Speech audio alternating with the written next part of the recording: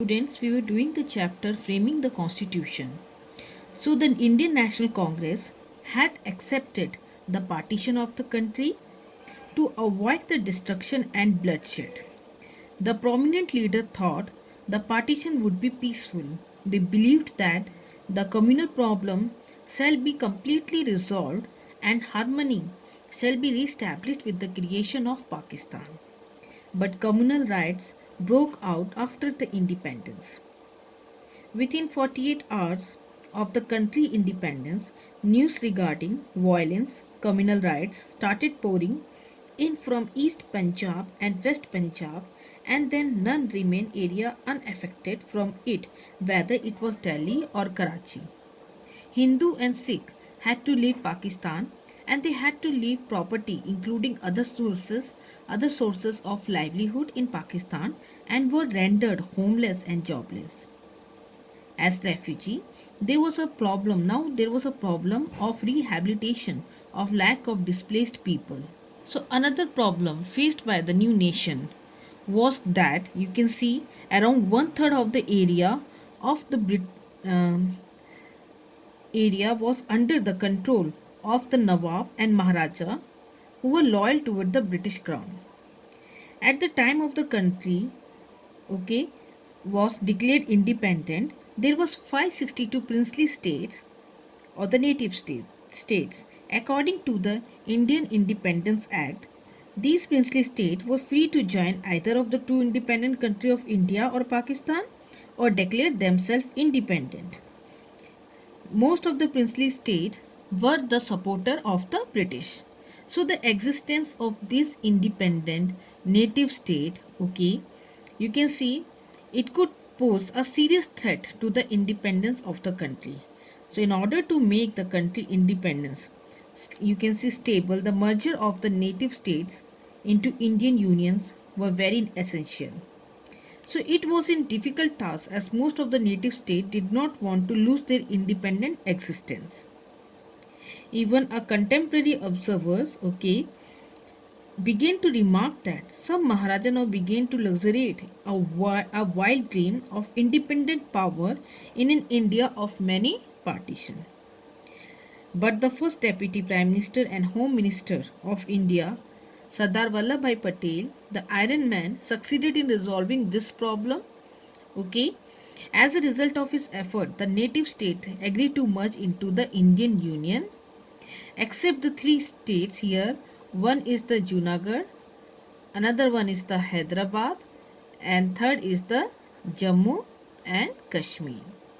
So when we talk about Junagadh, the majority of the population of state was Hindu, but its ruler was a Muslim. He wanted the merger of Junagadh with Pakistan against the wishes of the people of the state. Therefore, the people of Junagadh revolted against the Nawab. The Nawab fled to Pakistan to save his life. Indian government held a public voting or plebiscites under the supervision of army in accordance with the desire of the people of Junagadh. The majority chose to merge with India. In Hyderabad, you can see the people were Hindu, but the ruler was a Muslim. The Nizam of Hyderabad wanted to keep his state independent.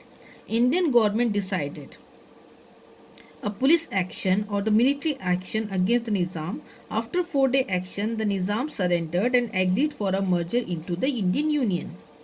And in Jammu Kashmir, on Pakistan provocation, some tribal invaders they attacked Kashmir, and Raja Hari Singh made a request to India government to help and express his desire to merge his state with the Indian Union. So here you can see he sent his prime minister Meher Chand Mahajan to Delhi with a signed paper requesting for a merger, which were accepted. Okay, the Indian troop took in action and threw the tribal invaders out of the state territories. Now come the making of the Constituent Assembly. The Indian National Congress had officially for the first time demanded a Constituent Assembly. Okay, so the idea was proposed by M.N. Roy of the Communist movement. He was the pioneer of the Communist movement in India and as an advocate of radical democracy. It became an official demand of the Indian National Congress in 1935, C. Rajgopalachari voiced the demand for a constituent assembly based on adult franchise and was accepted by the British. So, under the cabinet mission, the plan the constituent as under the cabinet mission, the constituent assembly it came into existence. It laid down some guidelines and rules on its functioning and composition. So, the member of the constituent assembly were elected by the provincial assembly by a single transferable vote system of proportional representations. So here the single transferable vote or the choice voting, voters rank candidate in order of preferences. So the total membership of the Constituent Assembly was 389, out of which you can see 292 were the representatives of the province, 93 represented the princely state, and 4 were the Chief Commissioner, province of Delhi, Ajmer, Medwara, Kurg and British Balochistan. So here you can see Congress, uh, it won the seat, it won 208 seat, whereas you can see Muslim League won 73 seat. So here you can see the dominant party, it was dominant. The Constituent Assembly was dominant by one party, that was the Congress party. The Muslim League, it did not participate in the early sitting, it boycotted. Then you can see consequently you can see the Constituent Assembly came to be a one party show of the National Indian National Congress. 82%, okay, 82% of its members were also the members of the Congress. So we should remember that the base of the Indian National Congress was quite wide. Therefore, its member they had much differences in their view or their opinion. Okay, if some of them were atheist and secularist, some other was Anglo-Indian members. Okay, similarly on economic issue, if some were socialist in their view, whereas some other were the supporter of the rights of the Jamidar. So in order to give a representation to different religion and caste in the Constituent Assembly, some independent members and women were also nominated. Even the party also give a particular attention to the point that some legal experts were also included, okay, in the Constituent Assembly. So the intense debate that took place on the different issue, it amply clarified that the members of the assembly had diverse opinions. So they were having diverse opinion on various matters. The members of the assembly, the first meeting of the Constituent Assembly was held on 9th December 1946 under the chairmanship of Sachidanand Sinha, the oldest member of the assembly. Dr. Rajendra Prasad, who became the first president of the independent India, was elected the chairman of the Constituent Assembly on 11th December 1946. So here you will see the effect of public opinion on discussions. So the public opinion, it also had a considerable effects on the discussion of the Constituent Assembly. So there was public debate on all the resolutions. So the newspaper you can see reported the argument that was presented by different members on any issues. So here criticism and counter criticism or the reply of the criticism in the press had a considerable role in shaping the nature of the consensus that was ultimately, okay, reached on a specific issue. So suggestions from the public were also welcomed, which create a sense of collective participation. As you can see, collective participation here. And for example, you can see, for example, linguistic minorities demanded freedom of speech in the mother tongue and redistributions of provinces on linguistic basis. In the same way, religious minorities asked for special safeguard. Even the Dalit, they demand for the caste oppression and reservation of seat in the local bodies. So now come the dominant voices.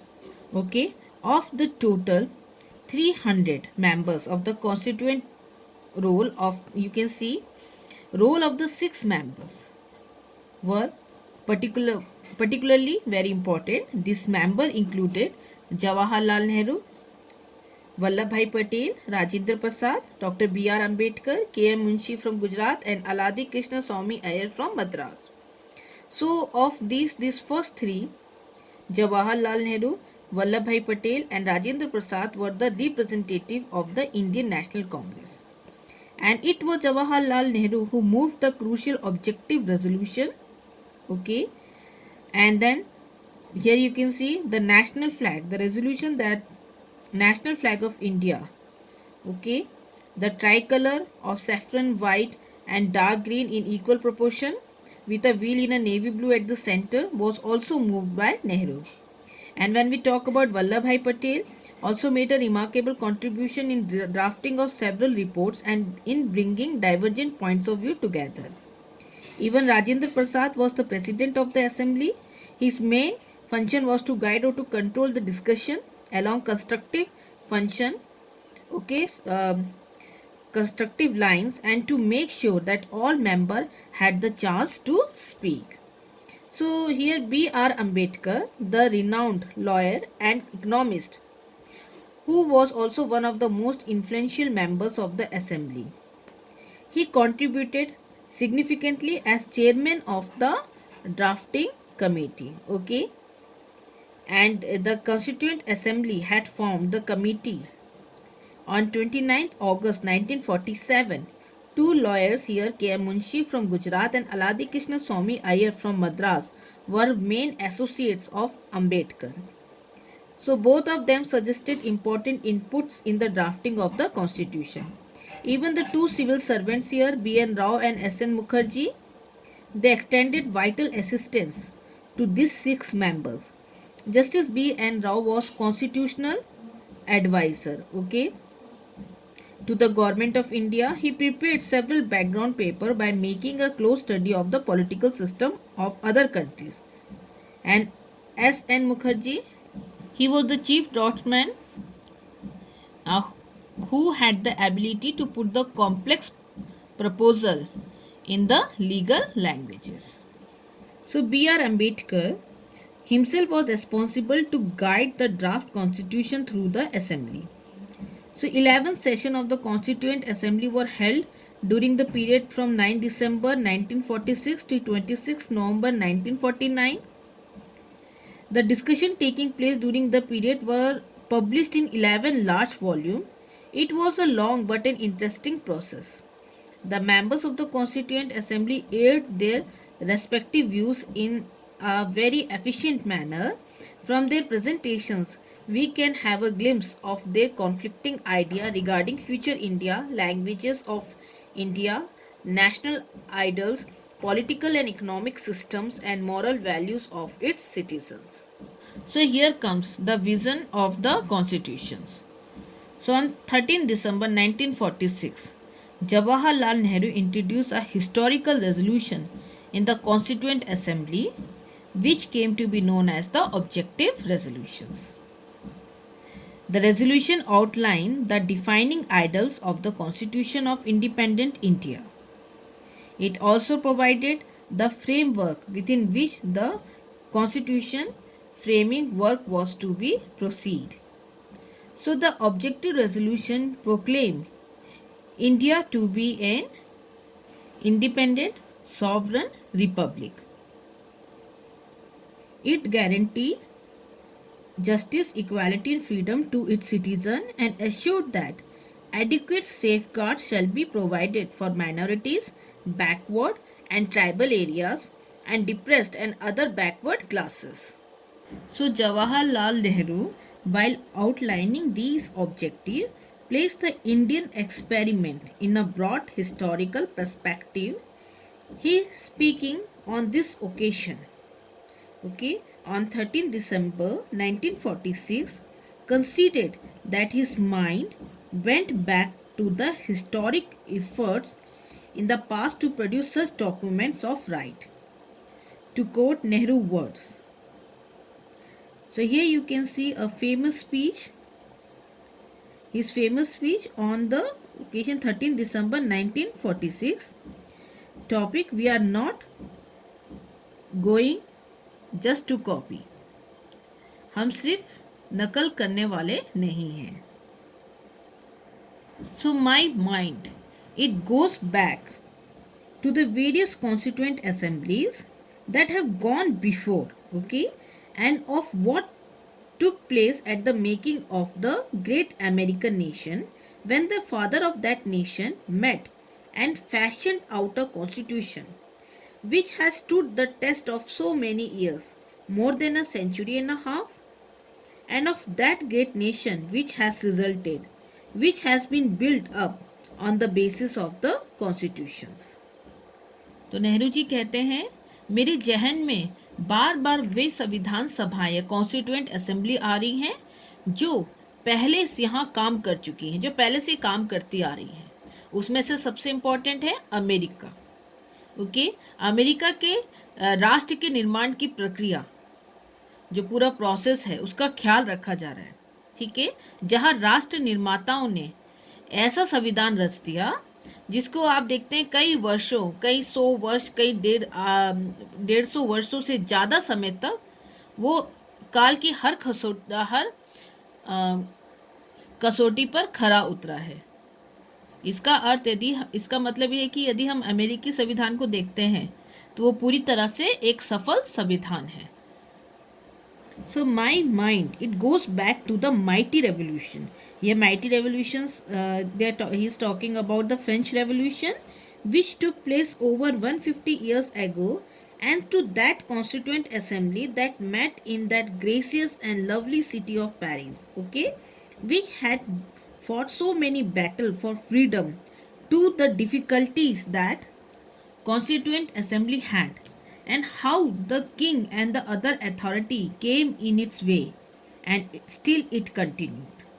The house will remember that when these difficulties came and even the room for a meeting was denied to then constituent assembly, they took themselves to an open tennis court and met there and took the oath, which is called the oath of the tennis court, that they continue meeting in spite of kings, in spite of the others, and did not disperse till they had finished the task they had undertaken.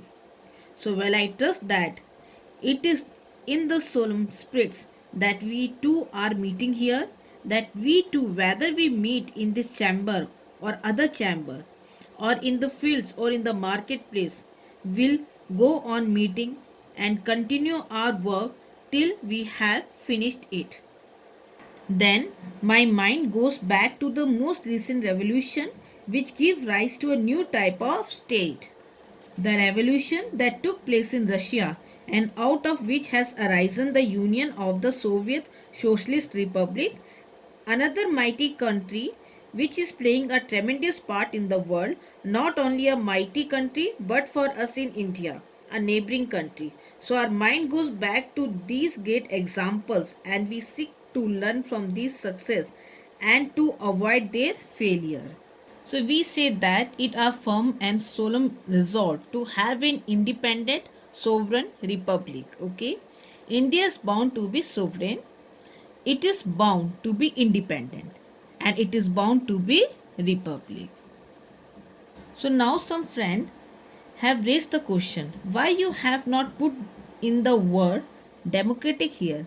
Why? Well, I told them it is it is conceivable, of course, that a republic may not be democratic, but the whole of our past is witness to this fact that we stand for democratic institution. Obviously, we are aiming at democracy and nothing less than a democracy.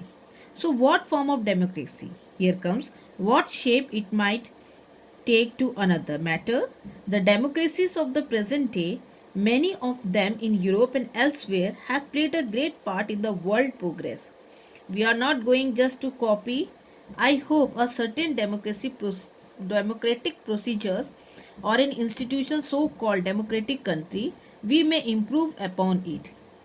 In any events, whatever system of government we may establish here must fit in with the temper of a people and be acceptable to them. We stand for democracy. It will be for this house to determine what shape to give to that democracy, the fullest democracy, I hope.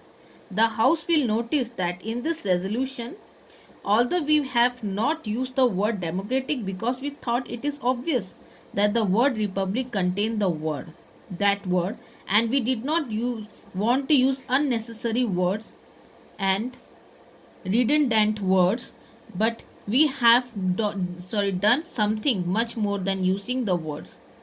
We have given the content of democracy in the resolutions, and not only the content of democracy but the content, if I may say so, of economic democracy in the resolution. तो कुछ मित्रों ने सवाल रखा कि आपने लोकतांत्रिक शब्द क्यों नहीं रखा। मैंने उन्हें कहा कि कोई गणराज्य लोकतांत्रिक ना हो, परंतु हमारा पूरा इतिहास इस तथ्य का साक्षी है कि हम लोकतांत्रिक संस्थाओं के ही फेवर में हैं। स्वाभाविक है कि हमारा लक्ष्य लोकतंत्र है। लोकतंत्र से कम कुछ भी नहीं होगा। यह लोकतंत्र कैसा होगा, उसका स्वरूप कैसा होगा, ये अलग मसला है। आज के लोकतंत्र ने दुनिया में की प्रगति में जबरदस्त भूमिका निभाई है, और उनमें से बहुत सारे यूरोप तथा अन्य देश हैं। किसी कथित लोकतांत्रिक देश की एक खास लोकतांत्रिक प्रणाली या किसी संस्थान विशेष की हम नकल करने वाले नहीं। हो सकता है कि हम उससे बेहतर कुछ रच दें। किसी भी सूरत में हम यहाँ जैसी चाहे सरकार बनाएं, वह हमारे लोगों के स्वभाव के अनुरूप और उसकी स्वीकार्य जरूरी होना आवश्यक है। हम लोकतंत्र के हक में हैं, और यह इस सदन को तय करना है कि इस लोकतंत्र का स्वरूप कैसा होगा। सदन इस बात को देख सकता है।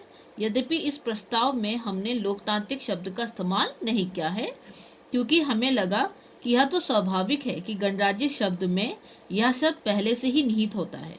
इसलिए हम अनावश्यक और अनुपयोगी शब्दों का प्रयोग नहीं करना चाहते।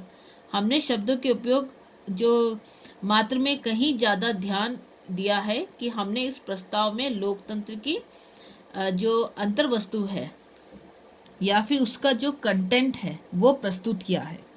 ठीक है, वो प्रेजेंट किया है। अन्य सदस्यों को या अन्य मेंबर्स को इस बात से आपत्ति हो सकती है कि इस प्रस्ताव में हमने भारत को एक समाजवादी राज्य बनाने का उल्लेख क्यों नहीं किया है। यह मेरा केवल इतना ही कहना है कि मैं समाजवाद का समर्थक हूँ, और मुझे आशा है कि एक दिन भारत भी समाजवाद के पक्ष में होगा। वही भारत एक समाजवादी राज्य की स्थापना के मार्ग पर चलेगा, और मुझे पूरा विश्वास है कि एक दिन पूरी दुनिया को इसी मार्ग पर चलना होगा। So on making an intense study of the speech of Jawaharlal Nehru, we find that in returning to the past and referring to the American and French revolutions, okay, Nehru wanted to emphasize that the history of framing the Indian constitution was a part of the long historical struggle for liberty and freedom. He believed that the historical significance of the Indian struggle was just like those of the revolutionary movements in the past. But Nehru never wanted to suggest that the ideas of those events were to provide any blueprint for the present, or that the idea of those revolutions could be mechanically borrowed and applied in India. So he was not in the favor of defining the specific form of democracy. Nehru emphasized that the ideals and provisions of the Indian constitution should not be just derived from elsewhere but should be decided through deliberation, through discussions. In his word, we are not going just to copy. The system of the government established in India had to fit in with the temper of our people and be acceptable to them. So Nehru wanted to learn a lesson from the achievement and failures of the West, but never wanted to follow the democratic system of a specific country blindly. So he suggested that the objective of the Indian constitution should be to fuse the liberal idea of the democracy with the socialist idea of economic justice, and all these ideas should be readapted, okay, and reworked within the Indian context. So he insisted that only after creative thinking it should be decided as to what was appropriate for India.